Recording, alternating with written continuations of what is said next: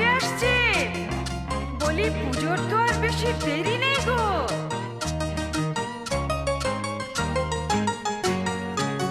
ঠাকুরজি কেমন তোমার ভাই লিখেছে পুজোয় ছুটি নাই, পুজোতে আসবে না বাড়ি। ঠাকুরজি কেমন তোমার ভাই লিখেছে পুজোয় ছুটি নাই, পুজোতে আসবে না বাড়ি। বলো তো লাগে কেমন, বোঝালে বুঝে কি মন।